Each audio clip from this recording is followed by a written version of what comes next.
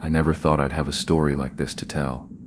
It's one of those things you hear about happening to other people, some stranger on the internet, a friend of a friend, but never to you. Even now I replay it in my head, trying to piece together the details, wondering if there were signs I missed. Maybe if I had paid more attention, things wouldn't have unfolded the way they did. But at the time, it just felt like another ordinary weekend. I had recently moved into the basement unit of my parents' house, a decision that made perfect sense at the time. Rent-free, my own space, and still close enough if I ever needed anything. It wasn't a dingy, unfinished basement or anything like that.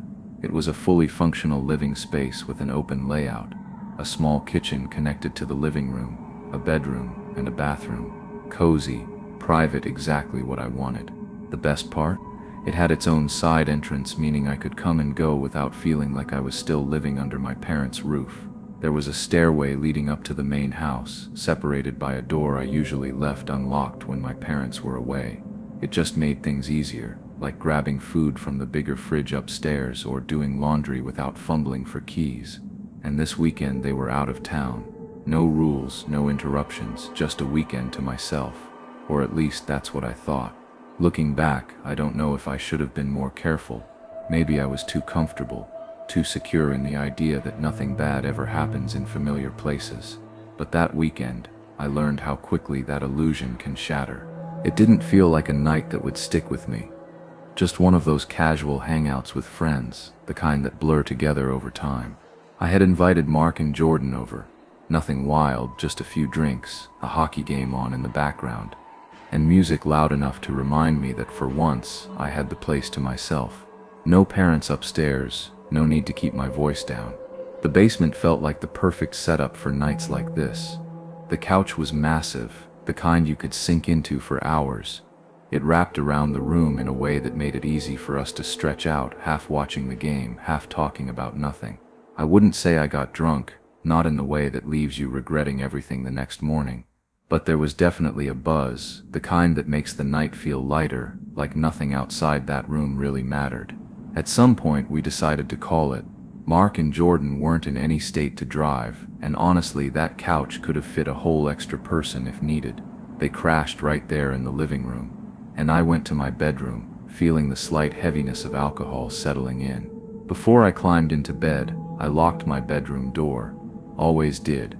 It wasn't even a conscious thought at that point, just muscle memory. A habit I had picked up somewhere along the way, probably from living in a house where privacy wasn't always a given. Just a simple turn of the lock before pulling the covers up. Eyes closing almost as soon as my head hit the pillow. At that moment, it felt like just another night. Nothing unusual, nothing off. But thinking back, I wonder, was the house already occupied by more than just us? I've always been a light sleeper, but that night I woke up for no clear reason. No bad dream, no sudden noise. Just a slow drift out of sleep, the kind where your mind stirs before your body catches up. At first, I thought maybe it was the drinks from earlier, that half-drowsy, half-alert state where you wake up thirsty or just uncomfortable for no reason. Then I heard it, soft, deliberate footsteps upstairs. Not heavy, not rushed, just slow, measured steps moving across the floor above me.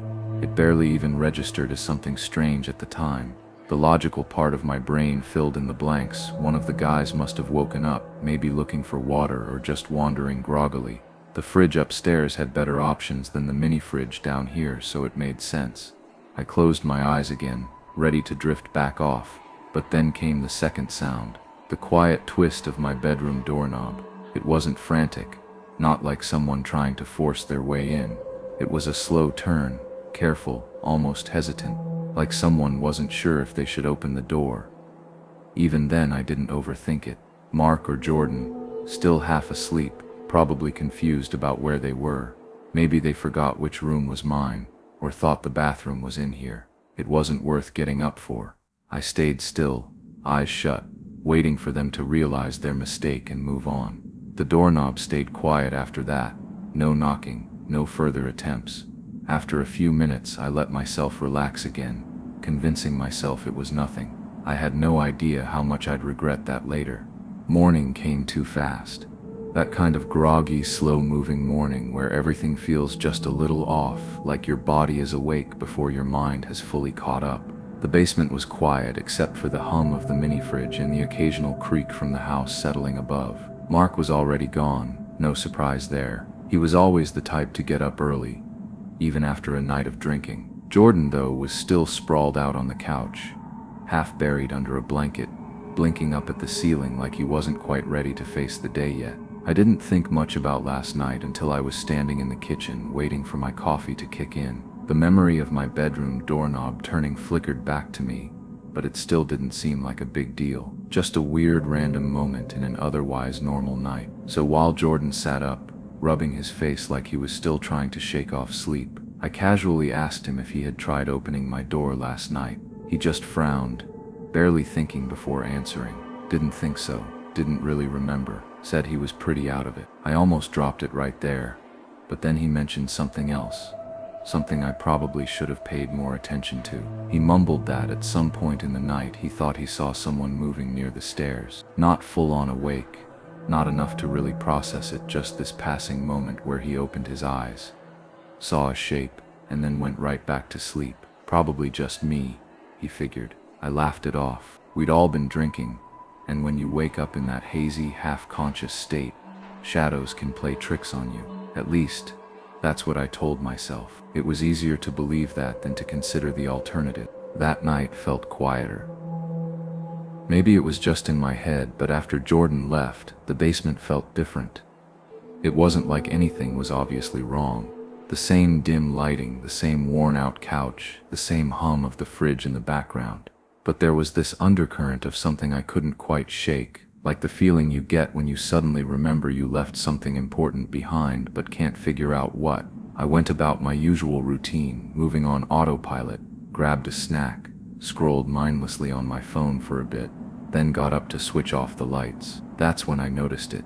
The side entrance door. It wasn't wide open, just barely cracked. A couple of inches, enough that I could see the black void of the night outside. I never leave it open. If anything, I usually double-check that it's locked, especially before going to bed. For a second, I tried to reason it out. Maybe Mark had left it open when he left this morning. Maybe Jordan had stepped outside at some point and forgot to pull it shut all the way. But I would have noticed it earlier, wouldn't I? Then another detail hit me. The outdoor light was off. I never touched that light manually. It's one of those automatic ones, supposed to turn on when it gets dark. I flicked the switch, and it came back on instantly, as if nothing was wrong. But that didn't explain why it had been off in the first place. I stood there for a moment, stomach tightening, running through possibilities. A faulty light? Someone turned it off? Or worse, someone had been out there. I shook it off, telling myself I was overthinking. But before heading to bed, I made sure every door was locked. I checked twice. Even then, that uneasy feeling didn't leave. It was one of those small things, the kind of detail your brain picks up on but doesn't immediately flag as important. Just a passing thought, something barely noticeable at first. I was walking past the stairway that led up to the main house when I caught it. A smell, faint but definitely there. It wasn't the usual basement mustiness. This was different, damp, stale, almost like old sweat. Like someone had been in the same clothes for too long, skin clinging to fabric soaked with days of unwashed grime. There was something else mixed in too, something faintly sour, like an old dish left out too long, or dirty laundry that had sat damp for days. I paused for a second, sniffing the air, trying to place it. The trash? Maybe. It wasn't overflowing, but I'd been lazy about taking it out. Or the laundry? That made sense too. I had a pile of clothes waiting in the basket, and maybe some damp towels were starting to turn. I shrugged it off, grabbed the nearest air freshener, and gave a few lazy sprays in the air before heading back to my room. Didn't think twice about it, but now, replaying everything, I know exactly where that smell was coming from. I just didn't realize it at the time. By the time I finally crawled into bed, I told myself I was just overthinking everything. The cracked door, the weird smell, none of it had to mean anything.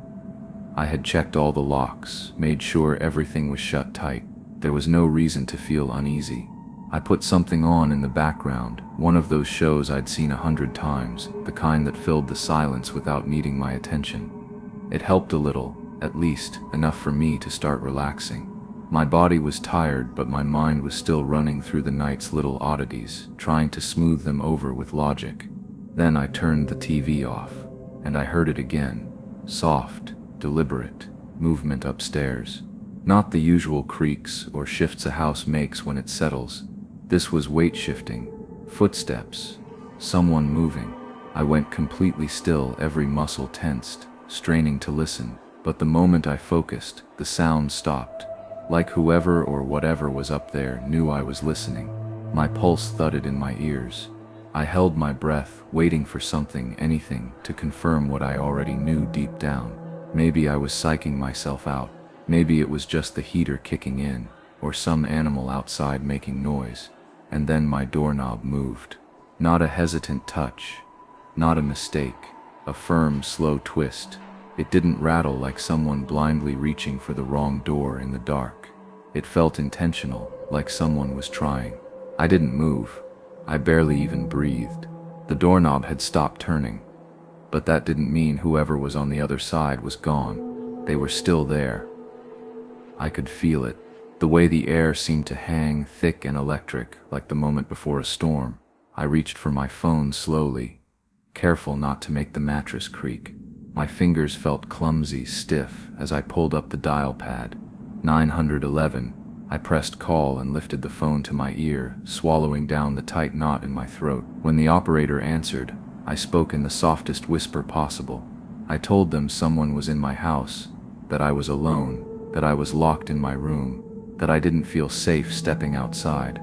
The operator's voice was calm, steady, but I barely heard her over the sound of my own heartbeat. I asked if the responding officers could knock on my bedroom window when they arrived. I didn't want to risk opening my door to whoever was still out there. She stayed on the line with me, said officers were on the way, told me to stay put, stay quiet. Every second dragged, and then a tap on the window. Light, measured, not something random. A signal. I turned slowly, creeping toward the glass. A uniformed officer stood just outside, barely visible in the dim light. I fumbled with the latch, sliding the window open just enough to pass through the spare key. He nodded, taking it, then disappeared. Moments later, I heard the sound of the main house door unlocking. And then, silence. For a long moment nothing happened. No voices, no movement. Then from somewhere upstairs, a sudden commotion. The knock on my window nearly made me jump out of my skin, even though I had been waiting for it, hoping for it. The sound still sent a jolt of panic through me. I crept toward the glass, careful, like I half expected something else to be standing there instead. But it was the officer. I fumbled with the latch, slid the window open just enough, and handed him the spare key with a shaking hand. He nodded, turned, and disappeared into the darkness. A few seconds later, I heard the side door open. For a long, tense moment, nothing. No voices, no footsteps, no indication that anyone was even moving through the house. I pictured them checking the basement first. It wouldn't take long. There were barely any places to hide down here. Just my room, the laundry room, the couch where Jordan had slept. Then I heard them move upstairs, and that's when it happened. A crash, loud, sharp, followed immediately by the sound of voices, raised, urgent. I heard heavy, frantic movement, like a struggle. I stepped forward into the hallway, just enough to see. My stomach turned to ice. 2 officers were in my parents' bedroom. One crouched low, reaching under the bed. The other had his weapon drawn, barking orders. Then movement, a figure slithering out from underneath. The officers grabbed him, yanked him up, and for the first time I saw him. Thin, dirty, his face sunken, his clothes wrinkled, like he had been lying there for hours. Then, just for a second, his eyes locked onto mine, and the look he gave me, pure seething hatred. The officers turned to me. One of them asked the question, but I already knew what they were going to say. "Do you know this man?" I barely managed to shake my head. My mouth was dry.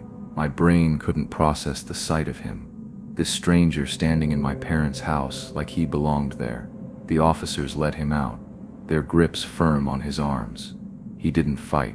He barely even resisted, just shuffled forward, his shoulders hunched, his face blank. But right before they stepped outside, he turned his head just a little and looked at me again. Not with fear, not with confusion, but with pure hatred. Then the door shut behind them. I exhaled, finally realizing I'd been holding my breath. It should have ended there. That should have been the moment I felt relief. But it wasn't. Because the second he was gone, something else crept into my mind, a thought so deeply unsettling, I couldn't push it away. How long had he been here? Had he walked in that night when Mark and Jordan were over, slipping in unnoticed while the music was blasting, when none of us were paying attention? Or had it been longer? Had he been in the house before that? Had he been here while I slept, while I moved around, completely unaware? The worst part? The part that makes my stomach tighten even now. Maybe I hadn't been home alone at all.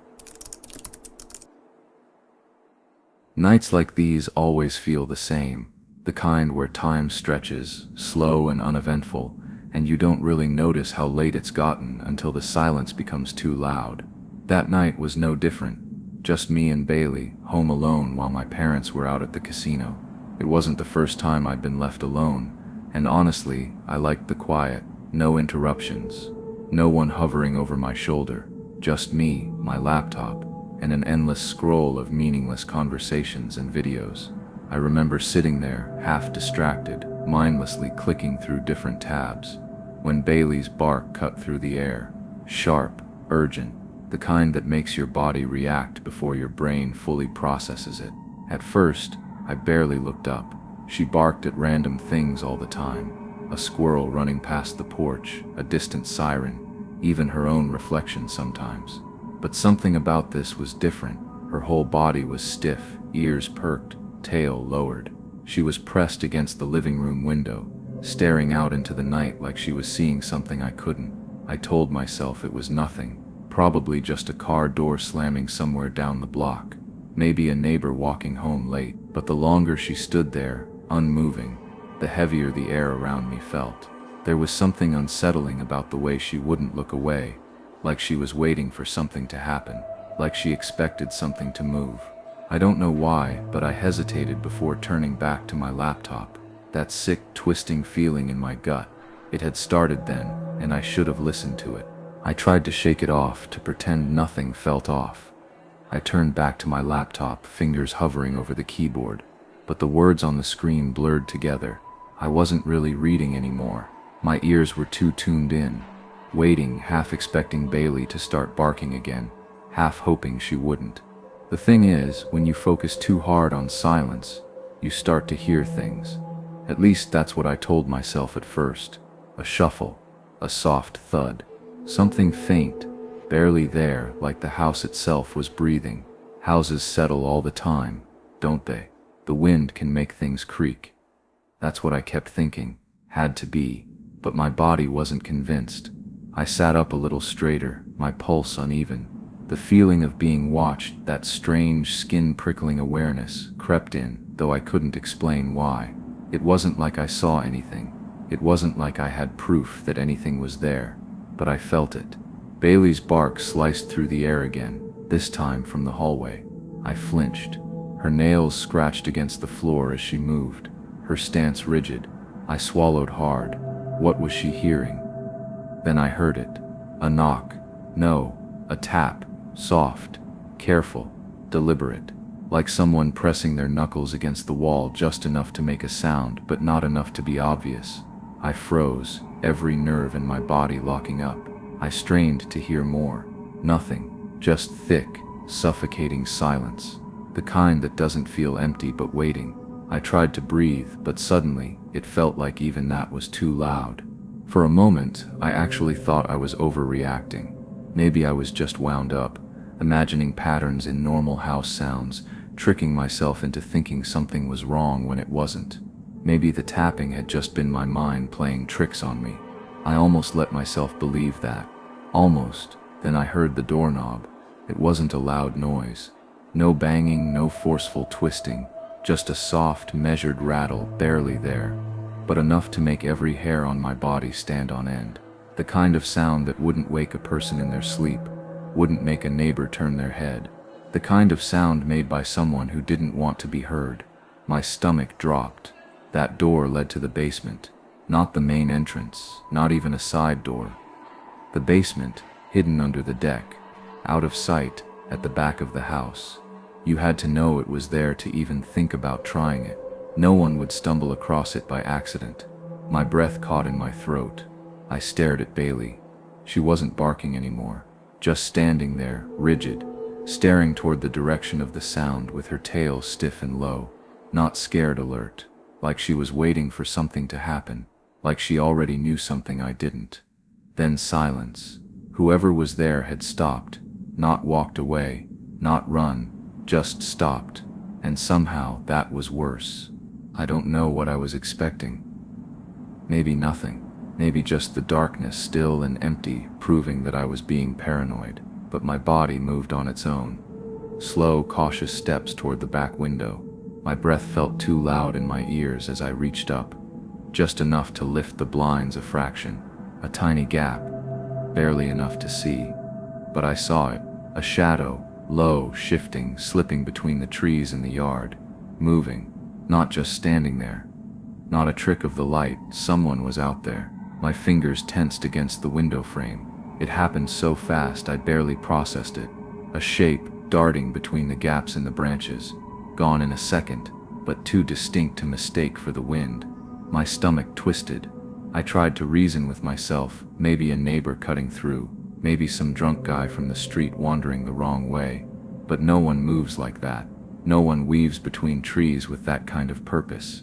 My hands felt cold. My feet wouldn't move. I stepped back from the window, pulse hammering, and suddenly felt exposed. Stupid. If they were watching, they had already seen me. I stood there, heart pounding, every instinct screaming at me not to look again. But I already knew, if I did, there'd be nothing there. That almost made it worse. Bailey's growl was so low I almost didn't hear it. Just a deep vibration in the air, a warning before something worse. It snapped me out of whatever daze I was slipping into, jolted me back into my body. Move, now. I grabbed the home phone with numb fingers. Basement door. Lock it. My hands felt clumsy, barely working as I turned the deadbolt. My brain was already racing ahead, trying to figure out where to go, what to do. My parents' bedroom. I moved fast, barely registering the feeling of the floor beneath me. Bailey was right on my heels, tense and quiet. Inside, I yanked open the closet, fingers shaking as I fumbled with the lockbox. The gun. I didn't even know what I was thinking. I had never fired one before. What was I planning to do if it came to that? But just the weight of it in my hands made something in me feel steadier, more in control. Then, footsteps. Not inside, outside, moving along the side of the house. Slow, careful steps. Not someone running, not someone just passing by. Someone moving with intention. I held my breath so hard my chest ached. I waited. The air felt thick, suffocating. I strained to hear more, to figure out where they were going. Then, out of nowhere, the front door opened. I don't even remember moving. 1 second, I was frozen in place, every nerve in my body screaming, and the next I was in the hallway. My heart was still hammering against my ribs, my breath shallow, but then I heard them. My parents' their voices, casual, normal, like nothing had happened, like it was just another night. Bailey was already at their feet, her tail wagging like everything was fine, like she hadn't spent the last hour growling, barking, warning me, like there hadn't been something lurking outside, circling the house. I wanted to tell them, to say something, but my throat felt tight, my mind sluggish. The panic was still there, clinging to me like a second skin, but now it felt ridiculous, unreal, like maybe I had imagined all of it. I didn't sleep that night. Every creak, every shift of the house sent a jolt through me. I kept the home phone next to me, my fingers twitching every time I thought I heard something outside, but nothing happened. No more footsteps, no more rattling doors, just silence. Then, the next afternoon, the doorbell rang. The sound sent a sharp jolt through me. I didn't even think. I just ducked into another room, my pulse spiking as I listened to my dad answering the door, and then I heard his voice. Greg, my uncle. I stayed hidden, barely breathing. My body felt locked in place. Every muscle braced like I was still waiting for something to happen. I could hear him talking. Greg, his voice, casual, as if this was normal. Something about stopping by last night, something about an envelope. I could barely make out my dad's response, but I didn't need to hear the words to know what kind of tone he was using. Tense, angry, suspicious. Then the door slammed shut. I waited a few seconds before stepping out. My mom was already holding the envelope, her fingers sliding it open. Inside, a thank you card, a neatly folded gift card tucked inside. My uncle's way of showing appreciation for the baseball lessons I had given his son, but none of it made sense. Why come so late? Why not just call? Why try the basement door? I kept turning it over in my mind, trying to piece together a version of events that didn't feel wrong, but I couldn't. I still can't, because the worst part isn't what I know, it's what I don't. What was he thinking? What was he planning? What would have happened if Bailey hadn't been there? If I hadn't locked the doors? I don't know, and that is the part that won't let me forget. I used to believe there was nothing better than silence.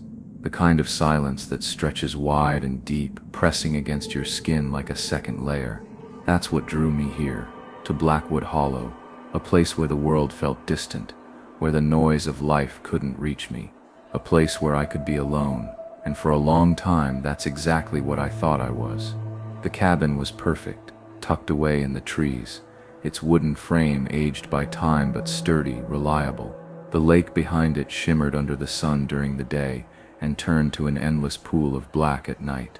No car horns, no footsteps on pavement, no muffled voices from paper-thin apartment walls, just the sound of wind weaving through the pines and the occasional crackle of a dying campfire. I used to sit out on the deck with a beer in hand, watching the sky bleed into dusk, thinking how lucky I was to have found this place. It wasn't just about wanting space, it was about needing it. Out here, no one expected anything from me. No awkward conversations with strangers, no obligations, just me and the quiet. But silence can be deceiving. Looking back now, I wonder how much of it was real. Because if I had truly been alone, then why did it sometimes feel like something else was here? I ignored the feeling for a long time, chalking it up to imagination, the way the mind plays tricks when left unchecked. But the mind doesn't make things move. It doesn't change the air in a room. It doesn't watch. For years I thought I had escaped the world, but maybe, just maybe, I had only stepped into something else, something that had been waiting. At first I told myself it was nothing, a stray branch breaking under its own weight, the wind stirring up leaves in the distance. The woods had a language of their own, small scurrying feet, the occasional flap of wings in the dark. I had spent enough time out here to know what was normal, and this wasn't. It started subtly, a snap somewhere beyond the trees, just far enough that I couldn't see the source. It wasn't the sudden, chaotic movement of a deer bolting through the brush. It was slower, more intentional.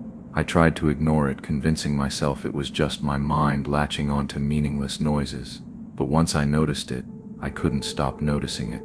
The sounds came more frequently. A rustling of leaves when the air was perfectly still, the faint shift of weight on the wooden steps leading up to the deck. Sometimes I'd sit outside just listening, waiting for it to happen again, and it always did. It wasn't just the sounds themselves that unsettled me, it was the timing, like something was responding to me. If I moved, I'd hear it a few moments later. If I stopped, so would it. It was a presence, lingering just beyond my sight. Not approaching, not leaving, just there. The rational part of me kept grasping for an explanation. Maybe a raccoon had made a den somewhere nearby. Maybe a fox was getting too curious. But deep down, I knew better. Animals don't hesitate like that. They don't watch. I should have done something then, trusted my instincts, left while I still could, but I didn't. Instead, I did what we all do when faced with something we don't want to understand. I ignored it, and it only got worse. The first time I heard it, I almost convinced myself it hadn't happened. A slow, deliberate scratch against the side of the house, just a few seconds, then silence. Too long to be the scrape of a loose branch in the wind, too rhythmic to be random. I sat there, barely breathing, ears straining against the quiet. Nothing. I let out a slow exhale, told myself I was imagining things. But then it happened again. Scratch. This time I knew exactly where it was coming from. The side of the house right outside the spare bedroom window. My chest tightened as I tried to think of a reasonable explanation. Maybe an animal. A raccoon. A possum. But the sound wasn't frantic, not like something trying to get in or out. It was too patient, too precise. I stayed frozen in my chair for a long time, my mind running in circles. Should I go check? Should I ignore it? I kept thinking about how isolated I was out here, how there was no one around for miles. If something was out there, no one would hear me. The scratching stopped eventually. I told myself it was nothing, that I was being paranoid. But I couldn't shake the feeling that it had been deliberate, like something or someone had been testing the house, waiting to see if I'd react. The next night, it came back, and the next, always the same sound, always from the same spot, a slow, deliberate scraping at the wall, just beneath the bedroom window. Not random, not careless, almost like it wanted me to hear it, like it wanted me to know it was there. I don't lose things. Living alone, you get into certain habits. You put things in the same spot every time because there's no one else around to move them. So when my flashlight wasn't on the shelf where I always kept it, I felt a flicker of irritation. I searched the kitchen, the living room, even checked outside near the deck. Nothing. I must have left it somewhere, I told myself. Maybe I was just tired. Then it happened again. A coffee mug. Gone. I always rinsed them and left them in the sink, but one morning, one was just missing. A folded shirt I had draped over the chair in my bedroom. Nowhere to be found. I told myself it was nothing, that I was just being forgetful. But something about it felt off. It wasn't until I stepped outside one morning that I knew for sure. There it was. The flashlight, sitting neatly on the ground right outside the spare bedroom window. I stared at it, my stomach twisting into a knot. It wasn't like it had been dropped or kicked aside. It was placed there, deliberately, as if someone wanted me to find it. A sickening thought crept into my mind. I had searched inside the house for it, but it had ended up outside. How? I stood there for a long time, the morning air too still around me.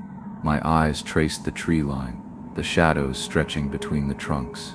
I couldn't shake the feeling that something was watching, that someone had been here, inside my house, and they wanted me to know. The spare bedroom was just that. Spare. I had no reason to go in there. It sat undisturbed, the door mostly shut, the room collecting dust.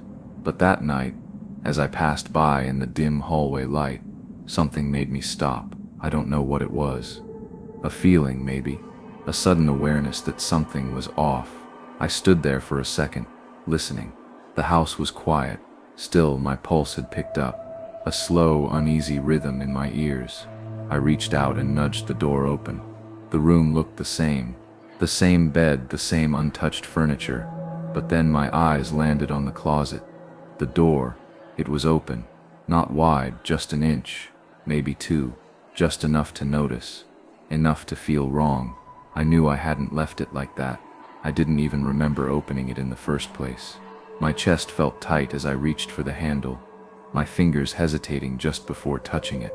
There was no reason to be scared, I told myself. No reason at all. But my body didn't believe it. Slowly, I pulled the door open. The air inside was stale, undisturbed for who knows how long. My flashlight beam flickered over the empty space. Shelves, the floor, nothing there. I almost let out a breath, almost laughed at myself. But then I saw it. In the back corner, near the floorboards, something was caught against the wood. A scrap of fabric, dark, torn. I didn't move. I couldn't. The sight of it sent a deep, instinctive dread through me, like I had just stumbled onto something I wasn't supposed to see, like proof of something I didn't want to understand. Someone had been here, and they hadn't left. I told myself I wasn't going to let it get to me. I had to stop overthinking. That's what isolation does, right? It makes you paranoid. Makes you see things that aren't there, hear things that don't exist. I just needed sleep. A night without listening for things I shouldn't be hearing. Then the tapping started. It was soft, rhythmic, like fingers gently rapping against glass. Not frantic, not random, deliberate, like someone trying to get my attention. I didn't want to look. Every part of me screamed not to look. But I did. I pulled back the curtain just an inch, just enough to see, and for a second, I thought it was nothing. The shadows of the trees shifting in the dark, the way moonlight plays tricks when you're already on edge. But then my eyes adjusted. The shape was too still, too solid. It was standing just beyond the tree line, half hidden in the darkness, motionless, watching. I waited for it to move, for some proof that it was just my mind playing tricks on me. But it didn't. It just stood there. The air in the room felt thick, pressing against my skin. I strained to make out details, but there was nothing distinct, just a figure, tall and unmoving. I don't know how long I stood there, staring. My breath felt too loud, the house too quiet, and then without a sound, it turned. Not quickly, not suddenly, just slow and smooth, like it knew I was watching. And then it stepped back, melted into the trees, gone. I don't remember the exact moment I decided to call for help. My mind wasn't working right. Thoughts, tangled, hands barely responding. I must have dialed though. I must have. I kept telling myself to breathe, to think, but none of it mattered. I couldn't stay here. That was the only thing I knew for certain. And then, a creak. Not outside, inside, a single step. Slow, deliberate. It wasn't the house settling. It wasn't the wind. I moved before I could process it. Instinct took over. No hesitation, just ran. The back door nearly ripped off its hinges as I threw it open. Bare feet hitting the cold ground, lungs burning, trees blurring past me. I didn't care if I tripped, if I fell. I just needed to get away. My breath was too loud, heartbeat pounding in my ears, drowning out everything else. I kept waiting, expecting to hear something behind me. Footsteps, rustling, the sound of someone closing in. But there was nothing, only the distant wail of sirens. The flashing lights came into view through the trees, breaking the darkness. I didn't stop running until I reached them. Even then, I didn't feel safe. Even then, I kept looking over my shoulder, expecting to see something standing at the edge of the woods. I haven't been back since. I don't plan to. I tell myself I made the right call, that it was just a person, that I wasn't imagining it. That isolation had twisted my thoughts, made shadows into something worse. But sometimes, when everything is quiet, when the night is still, I swear I can hear it. That same patient tapping,